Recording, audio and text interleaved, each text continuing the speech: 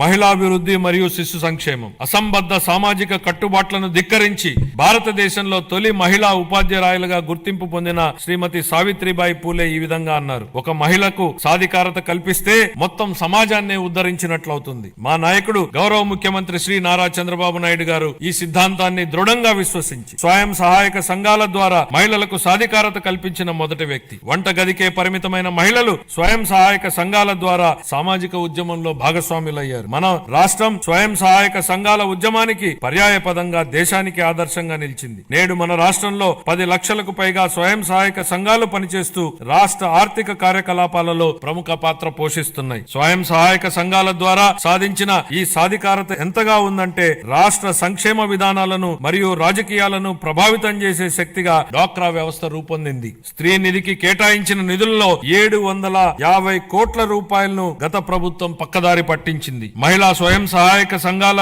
సభ్యుల ఆర్థిక సాధికారతకు ఎంతో విఘాతం కలిగించింది. మహిళల ఆర్థిక అభ్యున్నతిలో స్వయం సహాయక సంఘాల కీలక పాత్ర పోషించేలా మా ప్రభుత్వం దిద్దుబాటు చర్యలు చేపడుతోంది. సమగ్ర శిశు అభివృద్ధి పథకం, మిషన్ శక్తి వంటి పథకాల ద్వారా మహిళలు, పిల్లలు మరియు కౌమార దశలో ఉన్న వారికి తగిన పోషకాహారం అందించేందుకు మా ప్రభుత్వం అనేక చర్యలు తీసుకుంటోంది. మేనిఫెస్టోలో హామీ మేరకు అంగన్వాడీ కార్యకర్తలకు గ్రాట్యుటీ మంజూరు చేసిన ఘనత మా ప్రభుత్వానిదే. వృద్ధుల సంరక్షణ కోసం కొత్తగా 12 వృద్ధాశ్రమాలు మంజూరు చేయడం జరిగింది. 25-26 ఆర్థిక సంవత్సరానికి గాను మహిళలు, పిల్లలు, దివ్యాంగులు మరియు వృద్ధుల సంక్షేమ శాఖకు 4,332 కోట్ల రూపాయల కేటాయింపును ప్రతిపాదిస్తున్నాను.